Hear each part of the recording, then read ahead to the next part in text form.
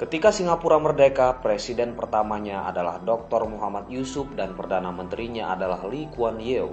Seperti negara-negara yang sedang berkembang lainnya, Singapura miskin dan kumuh. Pada waktu itu, Perdana Menteri Lee memperkenalkan konsep meritokrasi. Jika Singapura ingin maju, maka hendaknya warga Singapura lebih mengutamakan pemimpin yang cakap tanpa harus melihat latar belakang ras dan agamanya.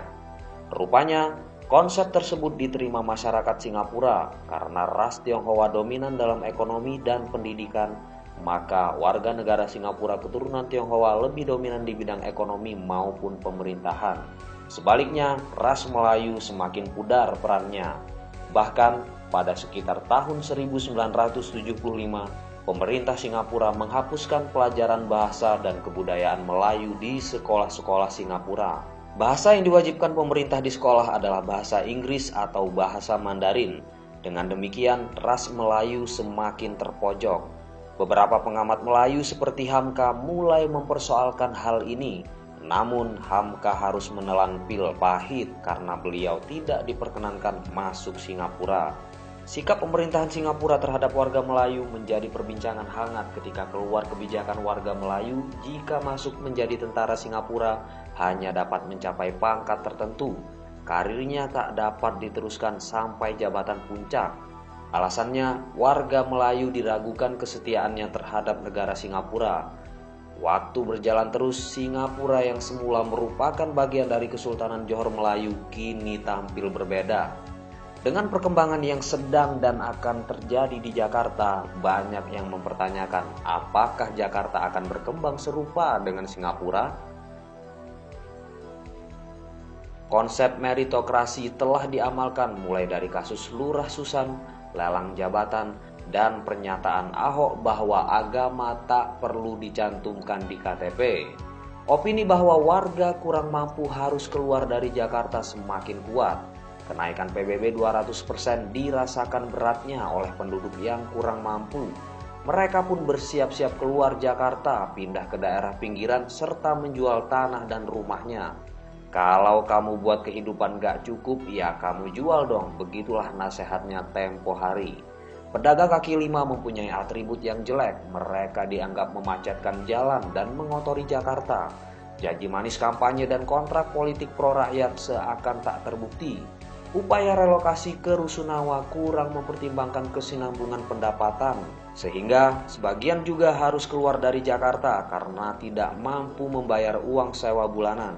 Nelayan-nelayan pun tidak kalah mengharukan. Pasar ikan kawasan luar Batang yang penuh historis tergerus kuatnya mega proyek reklamasi Teluk Jakarta.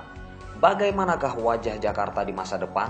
Sekarang jika Anda sempat menelusuri kepemilikan rumah di kawasan Menteng, sekitar Masjid Agung, sekitar separuhnya dimiliki oleh saudara-saudara kita etnis Tionghoa. Sudah tentu jika Anda sempat ke Pluit, Pantai Indah Kapuk, Glodok, dan Kelapa Gading, semuanya mayoritas adalah saudara kita etnis Tionghoa.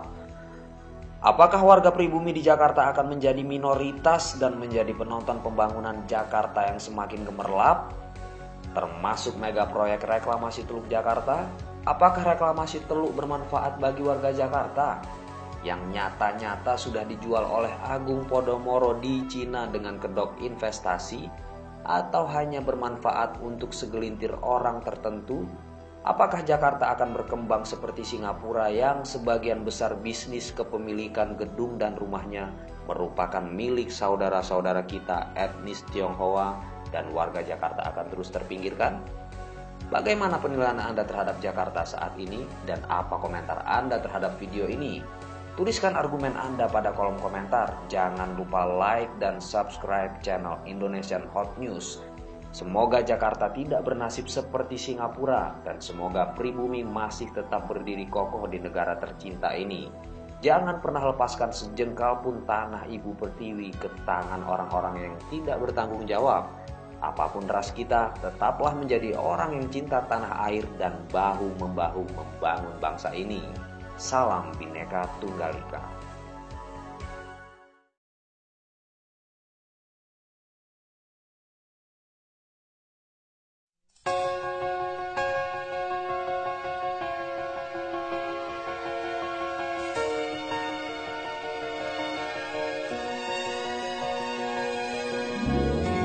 的地方，情侣山水是每个人心中的期望。就这地方，梦想变成了实现坚强爱和心愿。脸上的笑容，追你的一生，拥抱爱情的世界，我们的天空相处和洽，向着太阳的温暖，听着海洋的乐观，就这地方我们分享感情和梦想。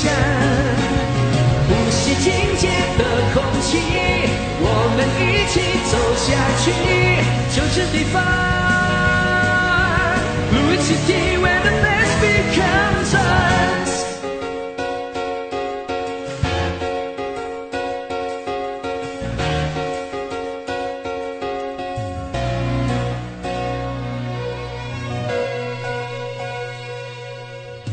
就这地方，梦想变成了实现坚强爱和心愿。脸上的笑容，最美的一生，拥抱爱情的世界，我们的天空相处和洽，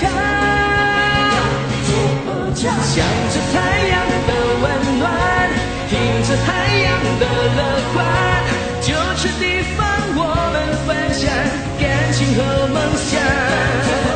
呼吸清洁的空气，我们一起走下去，就这地方 Blue City where the best becomes us。 向着太阳的温暖，听着海洋的乐观，就这地方我们分享感情和梦想。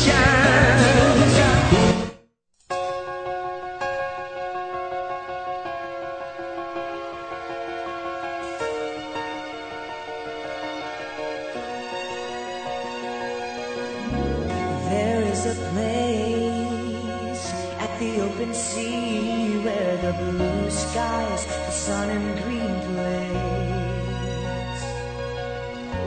This is the place, this is the new life where we will grow and share our dreams. Earth smiles are great.